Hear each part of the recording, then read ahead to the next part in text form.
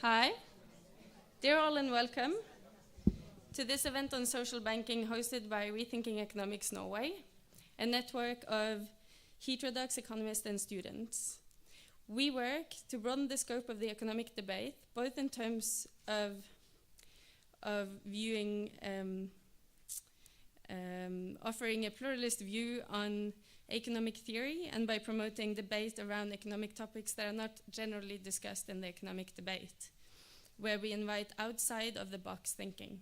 And tonight we will do the latter. The title of this event asked, what is the future of social and ethical banking? And whilst the answer to this will be, by construction, hypothetical, I will invite you to think about the question this way. Could banking be done differently? And is it possible that part of the solution to the challenges we're facing of social and environmental sustainability lie in the business of banking? Banks have been around for over 2,000 years and have served to facilitate the exchange of money. And whilst banking is central to all our lives in modern societies, it continues to be a major source of financial, economic, and political instability worldwide. It is, amongst other things, heavily responsible for the financial crisis of 2008, after which it has been the focus of frequent critique. And at the same time, another form of banking has caught momentum, one that focuses on social, environmental, and ethical standards. Social banking describes banking and financial services whose main purpose is to contribute to the development and prospering of people and planet, today as well as in the future. This means simultaneously taking into account the social, environmental, cultural, and economic impacts of activities with the aim of reducing the negative and increasing the positive effects on the common good. In this context, money and profits are not the aim, the aim or the end, but the mean to achieve the above objectives.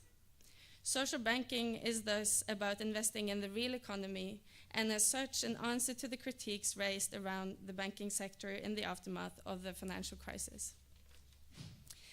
Firstly, we'll hear from Sanika Nele Hufeland, who is an economist and general manager of the Social Banking Institute for Social Banking in Berlin, a network organization for teaching, networking, and research on sustainable banking and finance.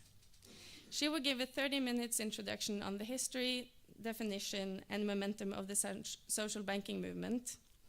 We will then open for a panel discussion with Christopher Luthi, who is the head of credit and vice manager at Ecobanken in Sweden. We will have Kjell Fredrik Løvold, who is the general manager of Kultura Bank in Norway, and Morten Søberg, who is an economist and director of authority contract in the Sparebanken 1 group. He is also a member of Norges Bank Board of Representatives. So then, I ask you to give Sanika a hand.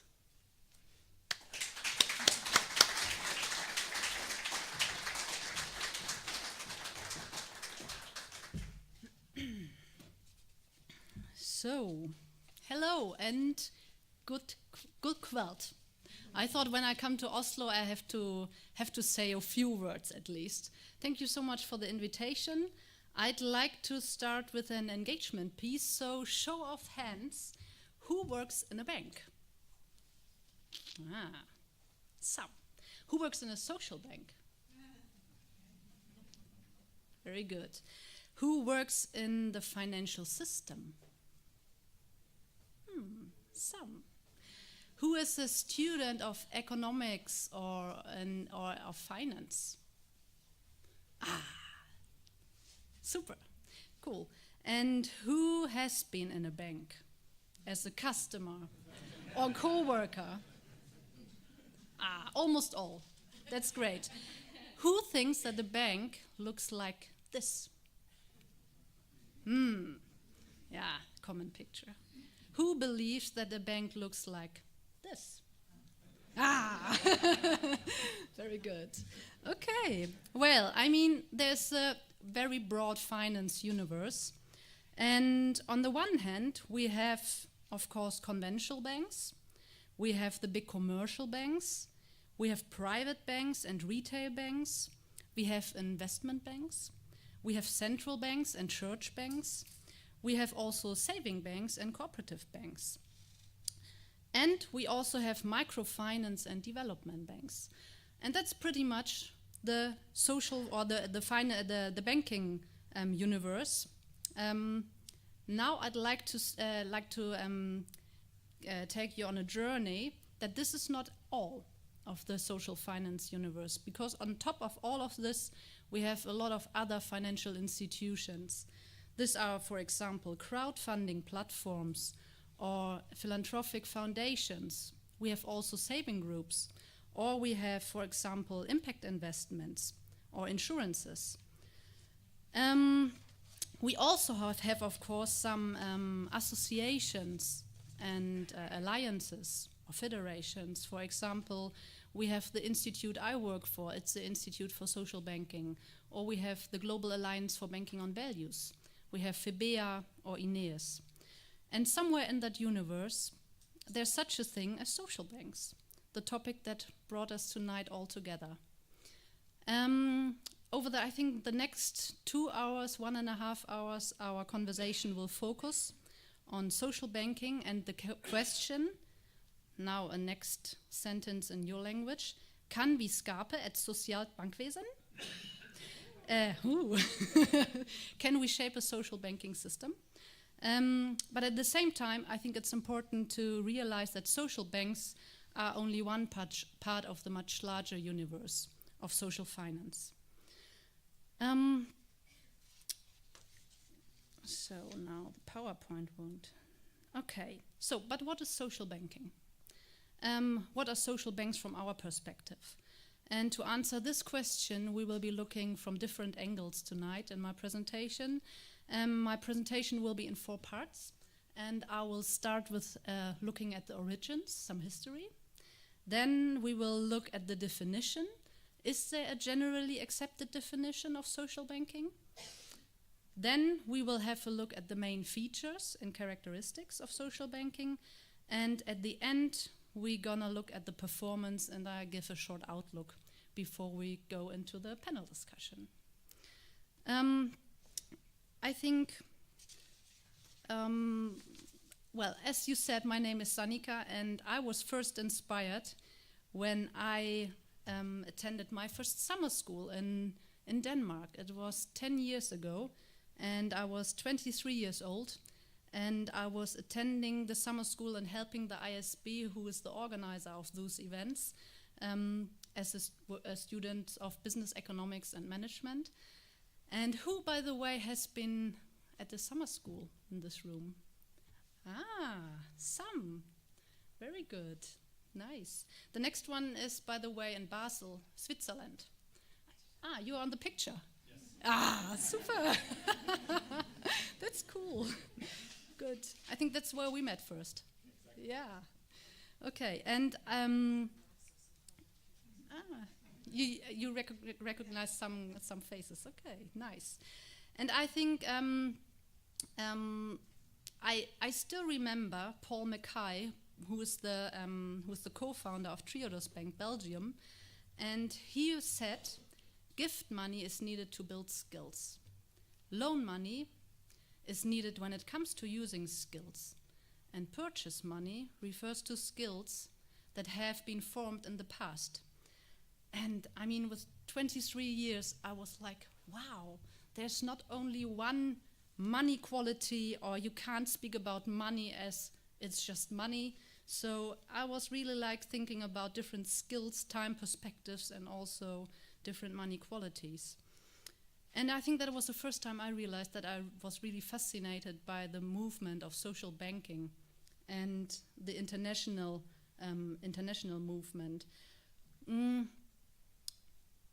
I think I was also very fascinated by the question how to support, influence, and also how to build a different ethical financial system. So I bring my inspiration on the ground as today's managing director of the Institute for Social Banking.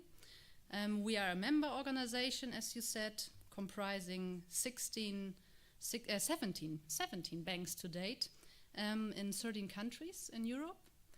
And we are experts in social banking for now 12 years. So we were founded in 2006.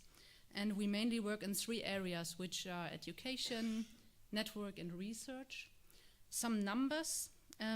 We conducted around 120 research projects and publications.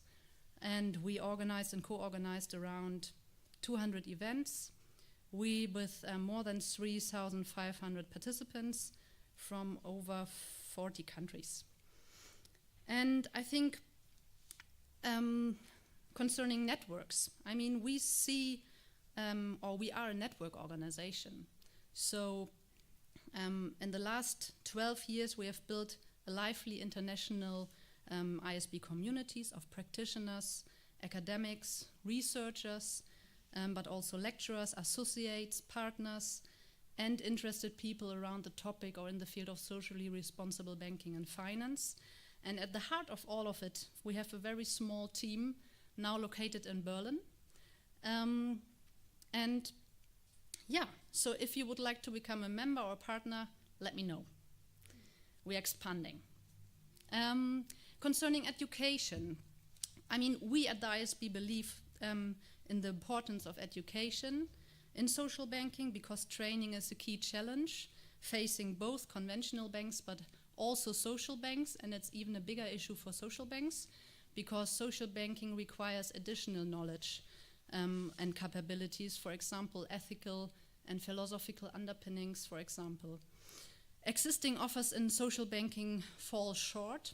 So at the ISB, we serve those specific needs or training needs with some formats. For example, we have a fantastic summer school each year. We have expert exchange labs, but also in-house training and a certificate course. If you want to know more, I brought some brochures, which are here. But based on an understanding of training and research, not as independent, but integral ingredients to professional and personal development, the ISB strives for a cross-pollination of practice and academia in both training and research. We see ourselves more as a platform for research, so we're connecting practitioners and academics, and we try to encourage and enable practitioners to systematically reflect and develop further their practice, also using academic insights and methods. Specific literature on social banking is scarce, as well as research is in this field, but still there's a number of recommendations, and it's a good starting point to find into the field of social banking, and we prepared a list of recommendable literature, which you will find on our website or also below.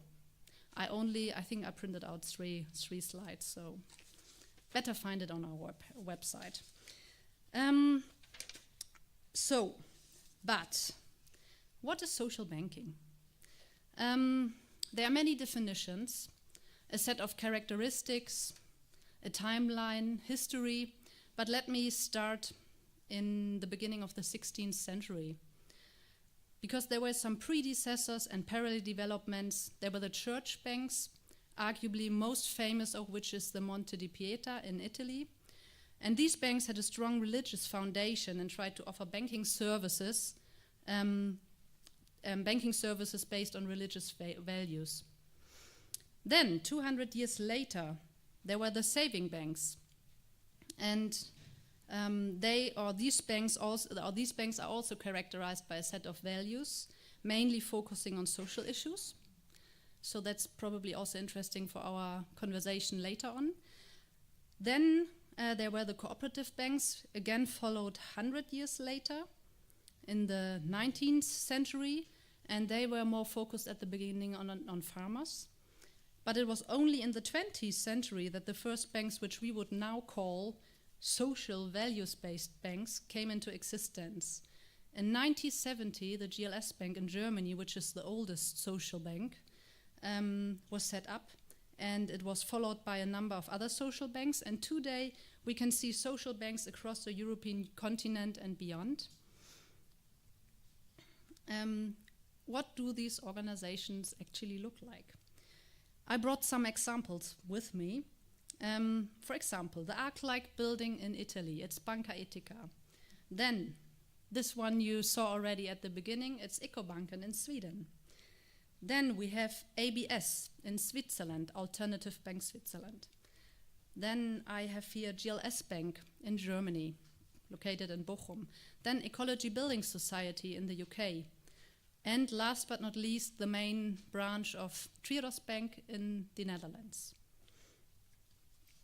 So just to give you an idea, or just to show you that those banks really exist.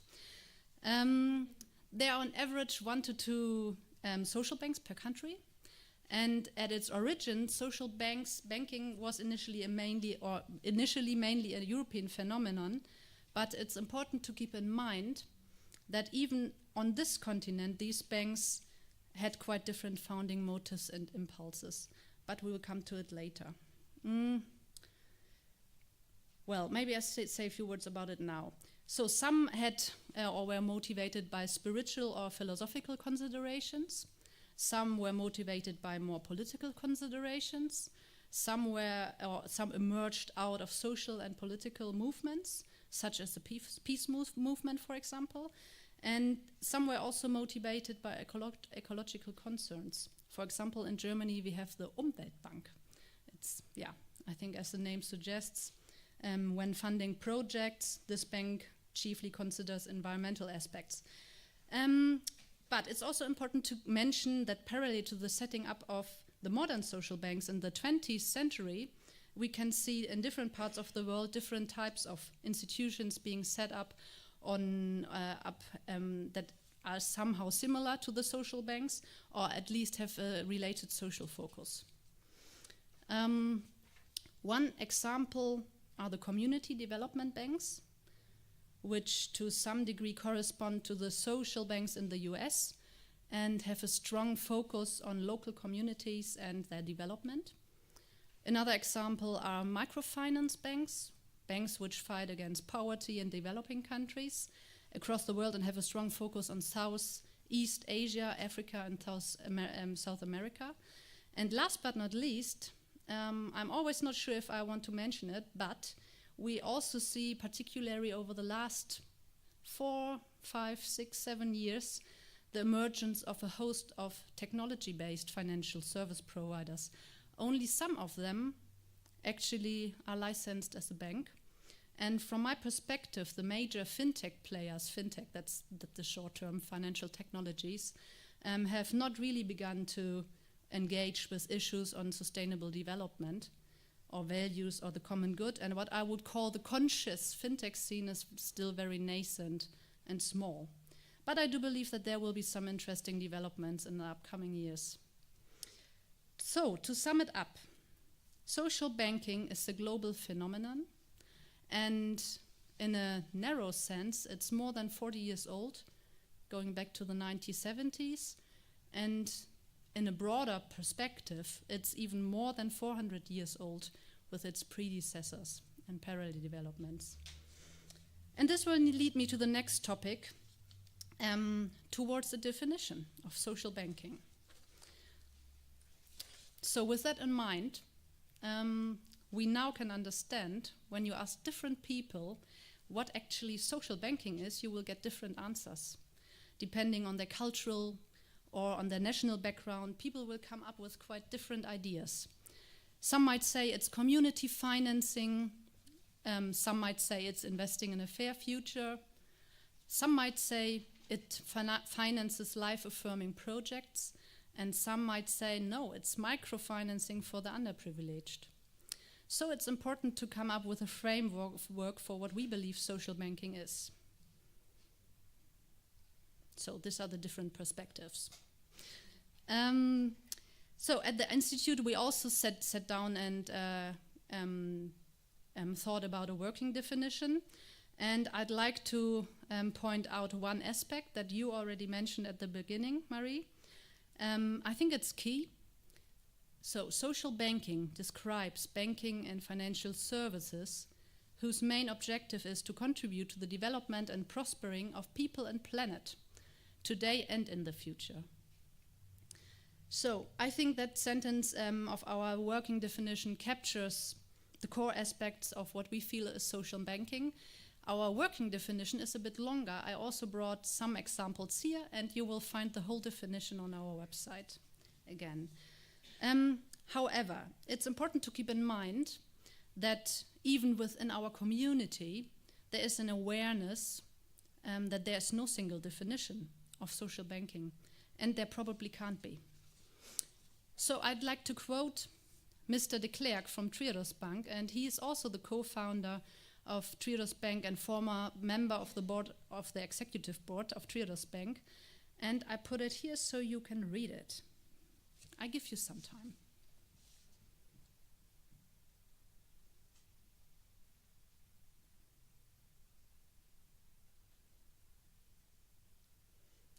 I'd like to read the but. But, he says, a precise and unified definition of such financial activities is not available and perhaps not possible. To sum it up again here, social banking, there is no single definition. Sorry. Now we looked at the history, we looked at the definition. I'd like to go now to some characteristics or features of social banking. Also here we sat down and discussed, okay, what are the main characteristics, principles of our member institutions? And that's what we found out. We have 12 principles, or we found 12 principles. Don't worry, I won't go in detail through all of those 12 principles. But in short, the first one is social banks are values-based organizations. They're contributing to the common good and striving for fair profit. The second one is their objectives are in line with a triple bottom line approach. Third, they have clear triple bottom line plus and minus or positive and negative criteria for all activities. They have core banking in their center, so they focus on core banking. And they have a self-perception as intermediary. And they have an ownership structure and incentives that help to prevent short-termism. They have a stakeholder approach instead of shareholder focus. They do relationship banking instead of transaction banking. Their values are backed up with solidarity and brotherhood. And they don't strive for profit maximization because they understand profit as a means, not as an end. They don't do speculations, but they focus on the needs of the real economy. And gift money is a substantial part of social banking. That's interesting too. And the last one, transparency. So, for example, they publish, for example, their loans instead of to secure them. So, I'd like to point out three out of those lists. So, and I'd like to start with objectives. Overall, these banks all try with their respective objectives and values to somehow contribute to the common good of all and in one way or another to create social value. And these banks want to achieve social, economic and environmental well-being in the communities they serve. I brought some excerpts from the mission statements of our member banks saying, for example, oh, that's really small. Social banking describes a way of values-driven banking that has a positive social and ecological impact as its heart, as well as its own economic sustainability. Or the next one is, the bank focuses on cultural, social and ecological projects which try to tackle challenges in our society by developing creative solutions. Or next one is, ethical banks are part of a larger societal movement towards more social and environmental responsibility. So, the next one I'd like to point out of the list of characteristics is criterias. So this is probably the one when I get asked, what is social banking? And I have to explain it in a very short answer. Then I often go for the criterias. So because in terms of activities, it's important to point out that these banks all use to a certain extent clear criteria. And this might be positive criteria on the one hand or negative criteria. And the negative criteria are usually those aspects banks try to avoid in terms of their business activities. For example, not giving loans to organizations they feel not contributing to sustainable development, such as the weapons industry or pornography, alcohol or tobacco industries. I think more differentiation or more relevant for the definition of social banks are really the positive criteria. So these banks, I put them up here. Whoop. I think you can't see the green ones, right? That's really hard. I just thought I missed them. Sorry. I will give some examples. Yes. Okay. Very good. Is it that was your job? Okay. So the social banks, they usually try to support certain sectors which they feel really contribute to sustainable development or the common good. And these are, for example, organic farming, social housing projects, alternative schooling projects, healthcare, social welfare or community financing. I've got 5 minutes left, really?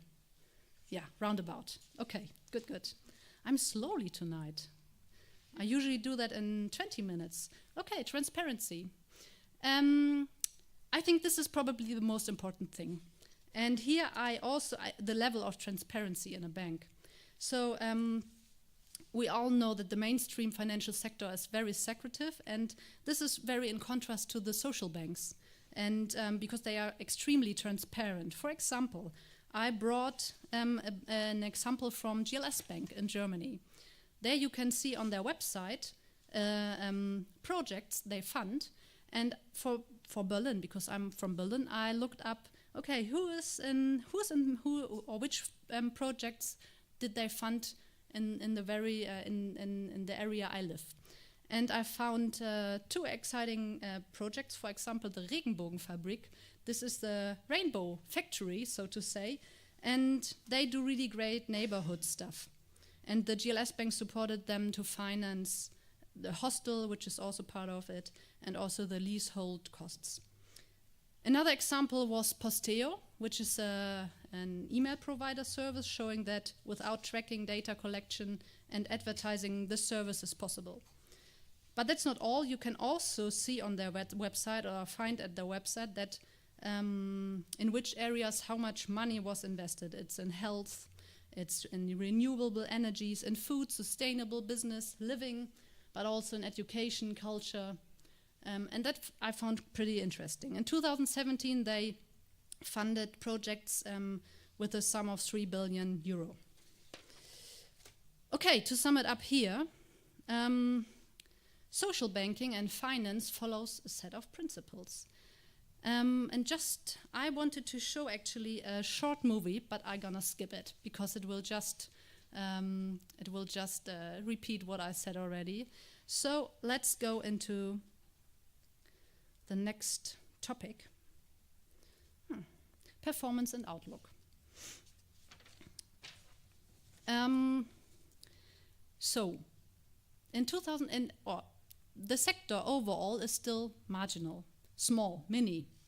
And I'll give you an example. In 2016, Deutsche Bank, which probably most of you know, was 15 times larger than all GABV, which are the global lines for banking on values banks are, measured in balance sheet total.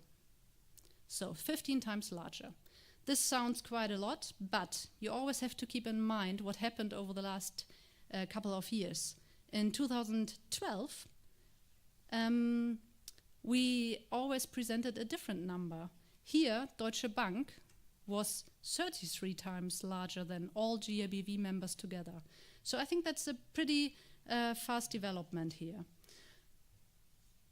So even though this sector is very small, I think some of the social banks performed comparatively well. And here I would love to share some short insights into the latest GABV report of 2016 that shows the sector as a whole has performed comparatively well compared to the global banks. And this in terms of the return on assets and the return on equity. And I think one of the main findings was here also that it's a good thing was that there is not so much volatility. So with less volatility as the global banks. And I think here you can see it. Maybe we can discuss that later with Christopher on board, but the turquoise or the dark turquoise line are the sustainable banks, the GABV banks, and the light blue line is all the global banks. Some social banks grew significantly. I always say despite or because of the crisis. Here I brought some examples where you can see balance sheet and stuff in total. I think in all examples you can see that they increase over the last years. I mean this graphics they end in 2013, and I would argue that the development now is a bit flatter, so less growth. But some social banks, for example GLS Bank, continues to grow. For example, the balance sheet total rose sharply. I think even more interesting is the increase of the members over the years 2014 to 16, and I think that also could be one reason why the equity as more which appears as more deposits appears also increases also. Okay, I think social banks are not only growing strongly over the last couple of years, they are also at the forefront of fairness. Who has heard of the Fair Finance Guide? Super, very good. The Fair Finance Guide not only checks the policies of banks, but also matches these to the behavior of banks in reality. And at the moment, the Fair Finance Guide is active in around 9 countries, and I brought the results of 2018 from Norway, Sweden, the Netherlands, and Germany. And surprise, surprise, our members, the social banks, are always on the forefront of this contest. So GLS Bank in Germany, Cultura in Norway, Ecobanken in Sweden, and Triodos Bank in the Netherlands. So congratulations again for that. So you can also see, and now I come almost to an end, that the overall topic, sustainable finance, is being addressed by, for example, the Fair Finance Guide, the SDGs of the UN, the Finance Watch, the World Future Council, WWF, but also Oxfam, ATTAC, New Economic Foundation, and lately the European Commission, who set up a high-level expert group to publish a roadmap for sustainable finance. And all of those established organizations, from politics, civil society, and they all highlight the importance of sustainable finance on a very high level. I think, or we at the ISB think, that we are now experiencing a historical moment where we see an opportunity or window of opportunity at the moment where we actually can change finance to finance change. I think a big opportunity lies in the fact that more and more people realize that something has to change in the way we organize economics. For example, include plural perspectives or different thinking. Social banking started in a time when that notion was less widespread. So now there's over 40 years of experience in social banking, in societal renewal and being a change agent, and I think that's an important offer to the world. I think it's a moment where we can go out of our comfort zone as social banks and where we can be part of an agenda on sustainable finance for the next generations. And I'd like to highlight 4 roles. And I refer here to a talk I listened to in summer at the summer school from Sandra Castañeda. She is from Churros Bank in Spain. And here I would say that social banks have 4 roles in the future. The first one is social banks still play a banking role in financing change. That will be the first one. The second one would be social banks play the role of bridge builders between the individual and the common good and bring people together on values. The third role would be social banks can leverage their pioneer modus and being a role model for other banks and foster collaboration. And the fourth role would be social banks can play a role of an activist for systems change and change finance.